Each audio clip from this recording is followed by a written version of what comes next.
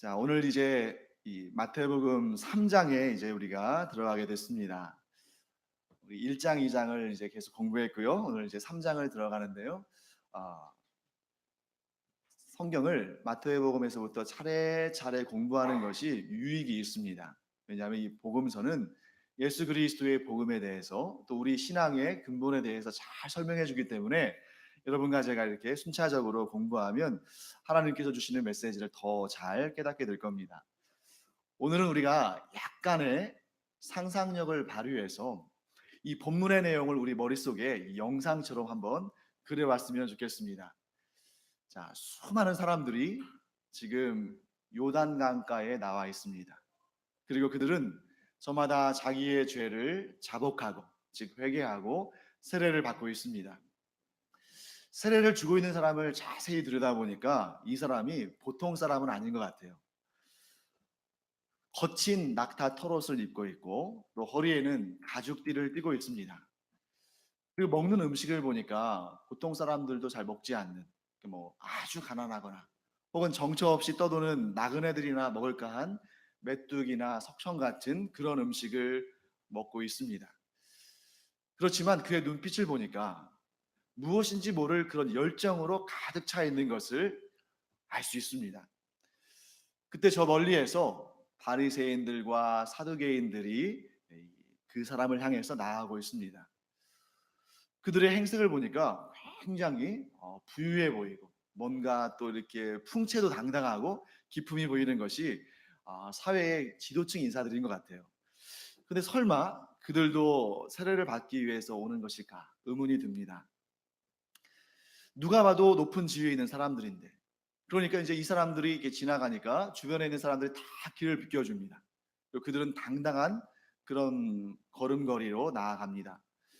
분명히 이 사람들의 행색을 보면 이 사람들이 얼마나 부유하고 높은 신분의 사람인 줄 아니까 이 세례를 주는 사람이 아무리 바빠도 그 일을 잠깐 중단하고 머리를 조아리고 인사하며 맞을 것 같은데, 이게 웬일입니까? 그 세례를 주는 사람이 이 사람들을 보더니 대뜸 소리치면서 이 독사의 자식들아 하고 독서를 날리는 것입니다. 뭐 요즘 시대로 따진다면 아마 여러분 그 쇼미더머니 뭐 이런 거 있잖아요. 거기에 나와가지고 막 이상한 복장을 하고 나와서 아무에게나 상관없이 막 독서를 날리는, 뭐 요즘 사람들은 그걸 스웩이라고 하던데요. 예. 스웩 있는 그런 뭐 래퍼 같은 그러한 모습으로 보일 수도 있습니다만, 그런데 지금 이 역사의 장면은 지금부터 2000년 전, 그리고 그 당대는 이 바리새인들과 사두개인들이 가장 큰 권력 집단을 이루고 있기 때문에 그 누구도 이 사람들을 향해서 좋지 않은 말을 할 수 없는 그런 시대입니다.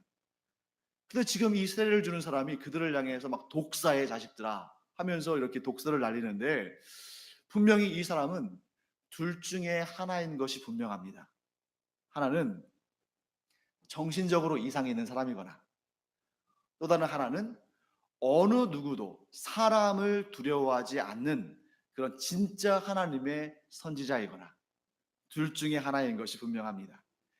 여러분, 제가 이렇게 쭉 설명드렸습니다만 이 사람이 누군지 여러분들 뭐 성경을 굳이 펼치지 않아도 알 수 있지 않습니까? 이 사람은 바로 세례 요한입니다.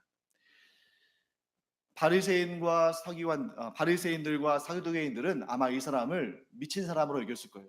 자신들에게 그렇게 독설을 날리는 사람은 지금까지 본 적이 없기 때문입니다.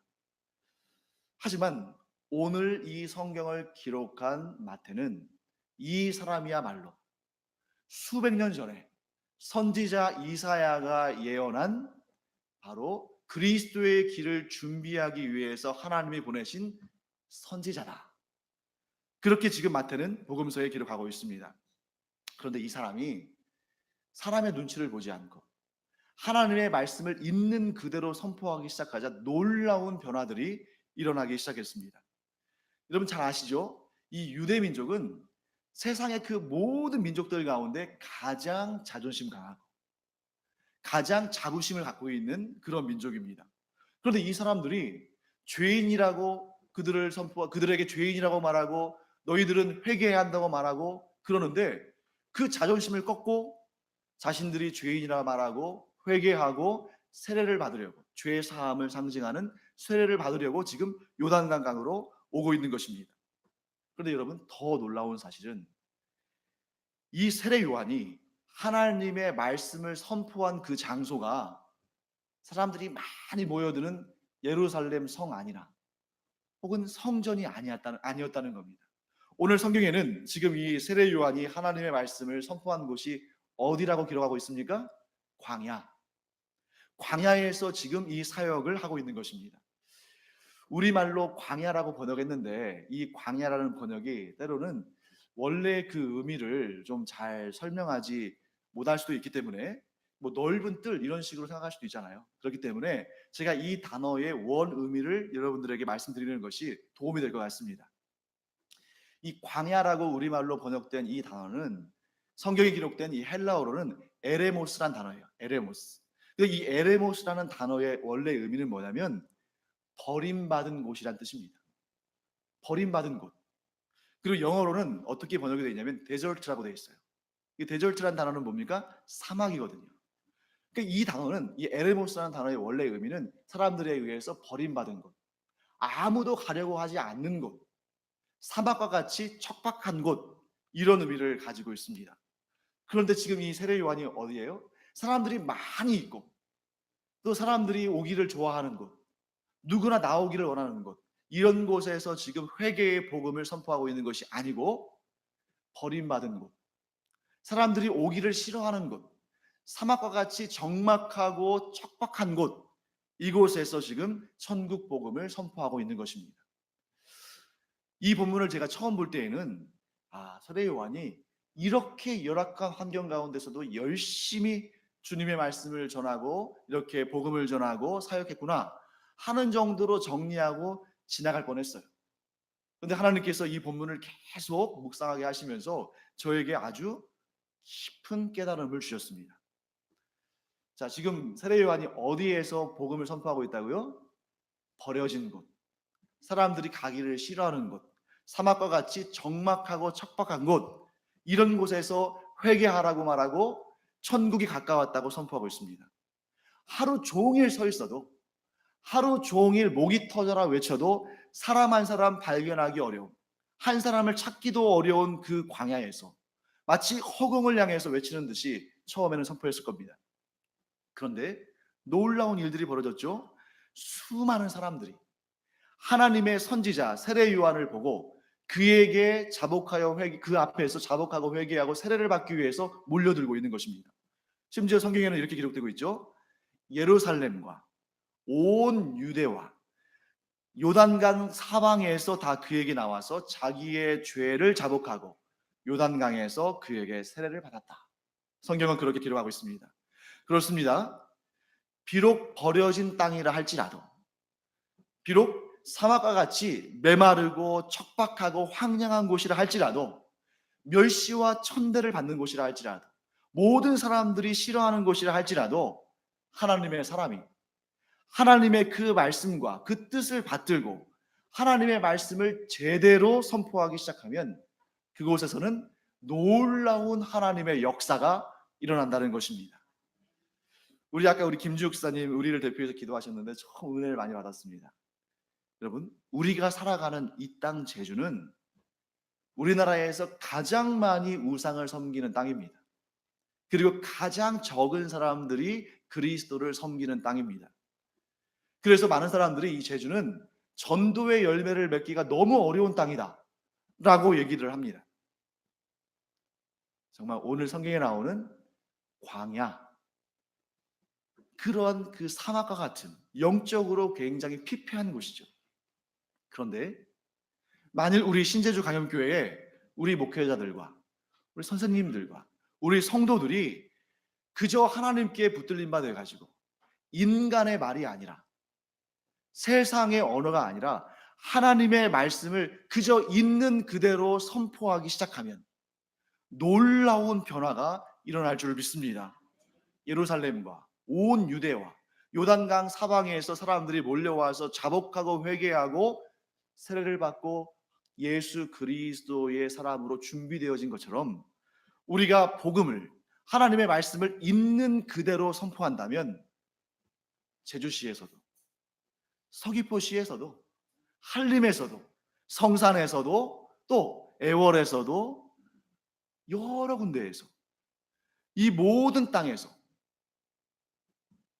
우리 신제주 강영교회로, 또 450여 개 되는 이 제주에 있는 모든 교회들로 하나님 앞에 자복하고 회개하고 구원받기 위해서 많은 사람들이 일어나 이 주일에 예배드리러 오는 역사가 있을 줄로 믿습니다.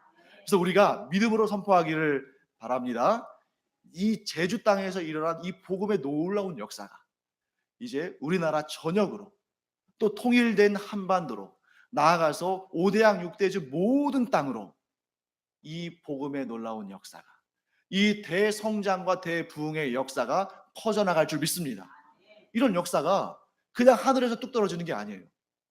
우리 각자가 우리의 삶 가운데에서 하나님의 말씀대로 살고, 그 말씀을 다른 것 하나 끼워 넣지 않고, 사람의 언어나 세상의 말을 넣을 필요도 없습니다. 그저 이 복음을 원본 그대로 전하기 시작하면 이 놀라운 변화의 역사가 일어날 줄 믿습니다. 이처럼 여러분, 세례 요한은 자신의 사역적인 그 척박한 광야에 대해서 결코 탓하지 않았습니다. 세례 요한은 환경을 탓하는 사람이 아니었어요. 하나님께서 보내셨으니까, 일부러 자기가 찾아간 것이 아니고 하나님께서 그를 그 자리에 두셨으니까, 그 자리에서 그런 환경을 탓하지 않고 주저앉지 않고 하나님께서 명하신 그 명령 그대로 복음을 선포했습니다. 회개를 선포하고 천국을 선포했습니다. 비록 가진 것이 없어서 뻣뻣한 낙타 털옷을 입고 허리에 가죽띠를 띠고 아무도 거들떠보지 않는 메뚜기와 석청을 먹으면서도 그는 그의 삶의 모든 에너지를 하나님께서 그를 두신 그 환경 가운데, 하나님께서 맡겨주신 그 사명을 이루는데 다 쏟아부은 겁니다. 한 사람이라도 더 회개하고, 한 사람이라도 더 세례받고, 한 사람이라도 더 구원받도록 그의 모든 힘과 열정을 쏟아부은 것입니다. 저는 이 세례 요한의 그 삶의 모습을 광야의 영성이라고 이름 붙이고 싶습니다.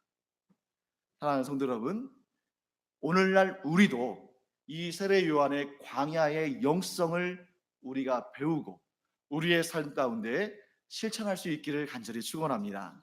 제가 여러분에게 세례 요한의 그런 외적인 모습을 따라하는 게 아니에요. 확 집에 멋진 모피코트가 있는데 그거 다 버리고 이제 어디 가가지고 뭐 개털 같은 그런 막 초라하고 남루한 그런 짐승의 털옷을 입고 이제 막 일부러 오름에 올라가서 메뚜기나 뭐 귀뚜라미 같은 거 잡아먹고, 한라산에 올라가서 바위 뒤져가지고 거기에서 벌집 발견해서 석청 찍어 먹고 그렇게 살라고 말하는 거 아닙니다.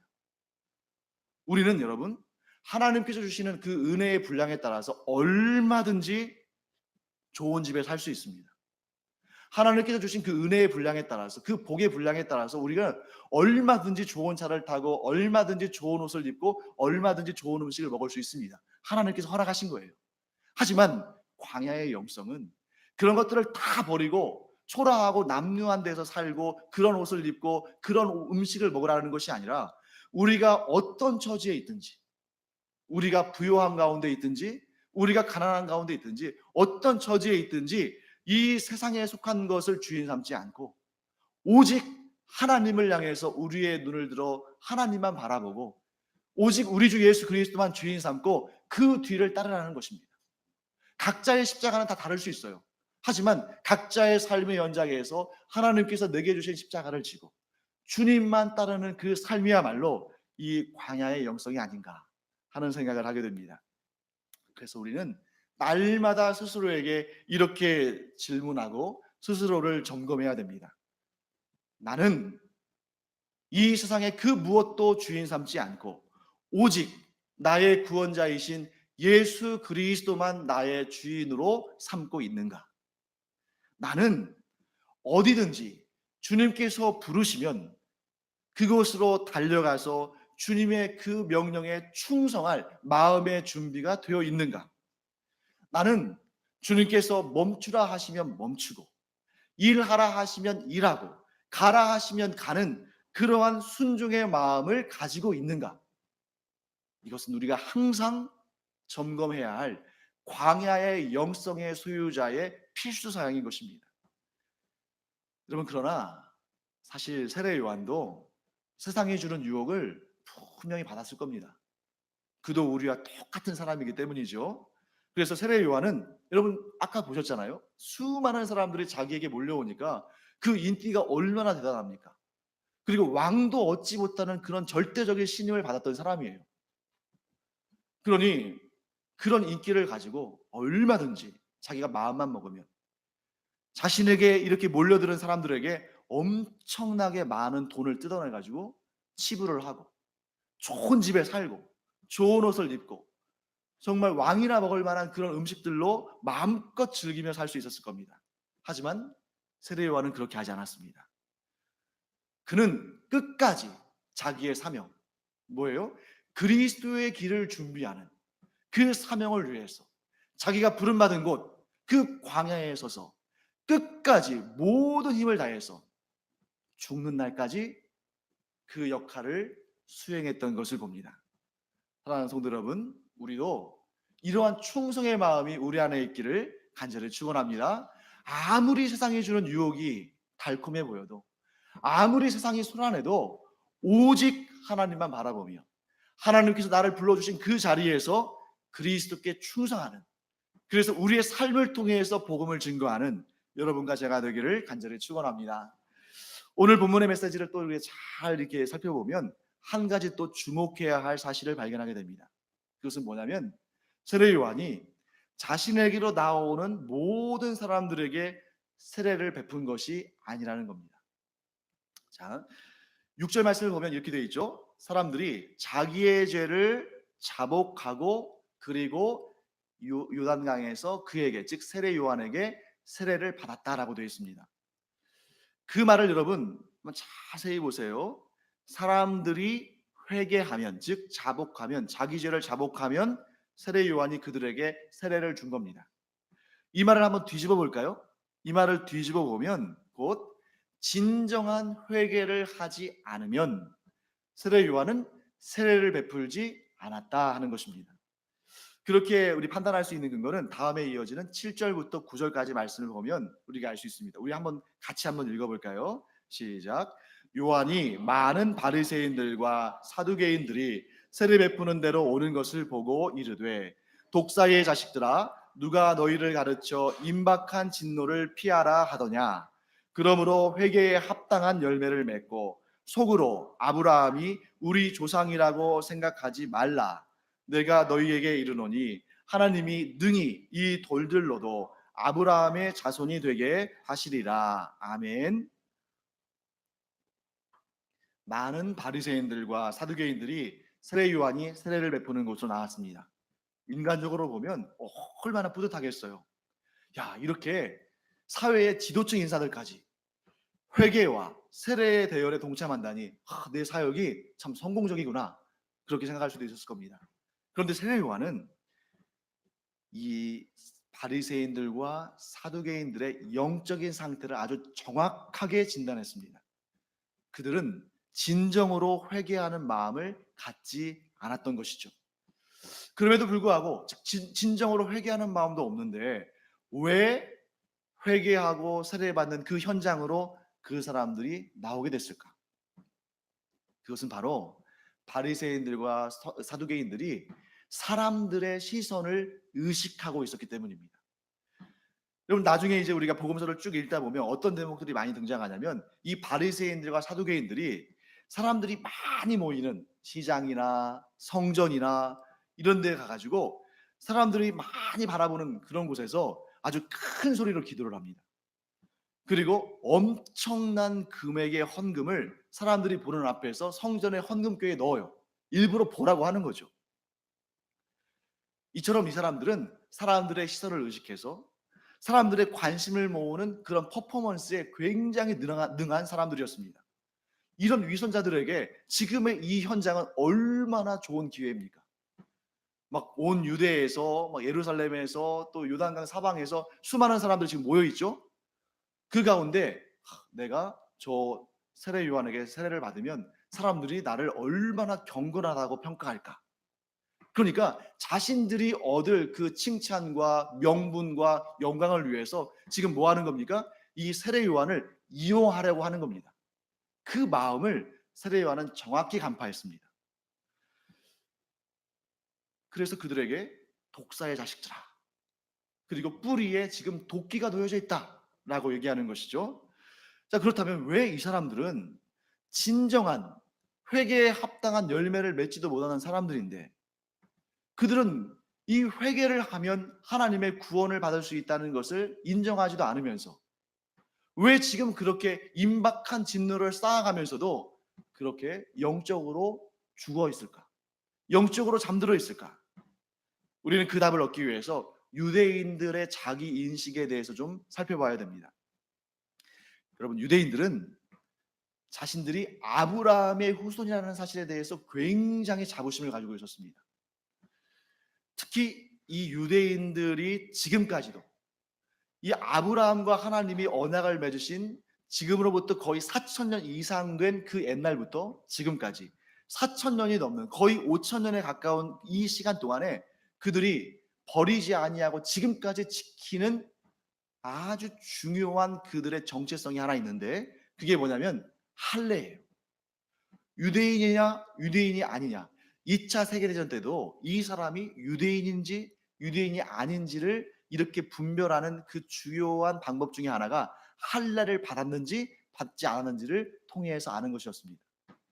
그런데 이 사람들은 어떻게 생각했냐면, 하나님께서 아브라함과 이렇게 언약을 맺으실 때 그 언약에 하나님께서 의로 여기신 게 뭐냐면 아브라함의 믿음이었어요. 자기의 나이가 이제 100세가 되어가지고 더 이상 육신의 그 가능성이 사라진, 더 이상 하나님께서 약속하신 그 후사를 얻을 수 있는, 그 상속자 아들을 얻을 수 있는 가능성이 완전히 제로가 되었을 때, 자신이 자신의 몸을 알지 않겠습니까? 그럼에도 불구하고 하나님의 약속을 믿어 의심치 않았을 때 하나님께서 그것을 의로 여기시고 아브라함과 언약을 맺으신 것입니다. 그런데 세월이 흘러가면서, 시간이 지나가면서 그 믿음은 온데간데 없어지고 어떤 생각을 하게 되냐면, 할례를 받으면 자동적으로 구원받는다. 그러니까 할례 받은 유대민족은 그냥 자연적으로 자연스럽게 자동적으로 구원받는 것이고, 할례 받지 못한 이방인들은 그 자체로 이방 죄인들이다 라고 이렇게 구분해 버렸습니다. 그러니까 지금 여러분, 유대 이 이스라엘 땅에서 이러한 잘못된 왜곡된 관념을 앞장서서 지키고 그것을 사람들에게 전파하는 사람들이 누구냐? 바로 바리새인들과 사두개인들이었어요. 그래서 예수님께서는 이렇게 그들을 책망하셨죠. 너희는 스스로 지옥에 갈 뿐만 아니라 다른 사람들을 지옥으로 끌고 들어가는 악한 자들이다 라고 그들을 비판하시고 책망하셨던 것입니다. 여러분, 그러면 할례를 받으면 자동적으로 구원받는다는 이 생각이 왜 위험할까요? 자, 할례를 받으면 나는 죄인이 아니라는 것입니다. 그러니까 죄인이 아닌데 회개가 무슨 필요가 있겠어요? 그러니까 지금 이 바리새인들과 사두개인들은 자신들은 죄인이 아님에도 불구하고, 그렇게 생각함에도 불구하고, 회개할 필요가 없다고 생각함에도 불구하고 지금 자신들이 얻을 유익을 위해서 세례 요한을 이용하려고 지금 나오는 것입니다. 그렇다면 여러분, 우리는 이 시간에 지금 가장 중요한 단계에 들어섰습니다. 진정한 회개, 하나님께서 기뻐하시는 회개, 예수 그리스도께서 요구하신 그 진정한 회개는 무엇인가? 이 회개라는 말은 이제 이 구약의 언어인 히브리어로는 슈브라는 단어입니다. 이 슈브라는 단어의 의미는 어떤 의미냐면, 잘못된 길을 가다가 그 방향을 완전히 돌이켜서 옳은 길로 가는 것을 의미하는 것입니다. 또 이제 이 신약 성경에 기록된 헬라어로는 이 회개라는 단어가 메타노이아라는 단어입니다. 역시 이 단어 역시 전에 있었던 그 위치에서 완전히 반대로 돌이키다, 이런 의미를 가지고 있어요. 그러면 여러분들이 이제 회개라는 단어의 의미를 정확히 알아야 됩니다. 우리는 보통 회개하면 어떤 이미지를 갖기 쉽냐면, 제가 잘못했습니다, 이거 제가 죄를 저질렀습니다. 지난 한 주간 동안 제가 죄 가운데 있었습니다. 라고 고백하는 것, 그 고백하는 일, 그 고백하는 시점, 이것을 우리가 회개로 여기는 경우가 많다는 겁니다. 하지만 이 성경의 원어를 한번 보세요. 원어. 자, 히브리어 슈브도 그러고 헬라어 메타노이아도 그러고 둘 다 시인의 의미에서 끝나는 게 아니에요. 내가 죄를 지었다고 고백하는 것으로 끝나는 것이 아니고 이 회개의 진정한 의미는 무엇입니까? 완전히 돌아서다. 잘못된 길로 가다가 완전히 돌이켜서 올바른 길로 가다. 그렇기 때문에 여러분 시간의 그래프로 본다면 회개는 어느 한 시점에 딸랑 그 한 시점에 머물러 있는 것이 아니고 인생의 자취를 의미합니다. 우리의 삶의 그 많은 시간들이 모여서 회개를 이루는 것이지 어느 한 시점에 잘못했다고 고백하면 끝나는 것이 아니에요.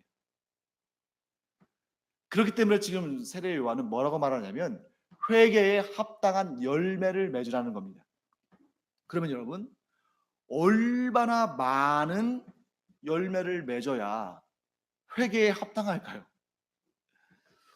어느 정도 예를 들어서 이제 점수를 매겨서 뭐 80점이냐 90점이냐 이렇게 점수를 누가 매겨주는 사람이 있다면 아 나는 회개에 합당한 열매를 맺고 있구나 라고 알 수 있고 마음이 편할 텐데 아무리 우리가 어떤 교회를 가고 아무리 성경책을 읽어도 어느 정도 돼야 이게 회개에 합당한 열매라는 것을 우리가 알 수 있는 근거가 없잖아요.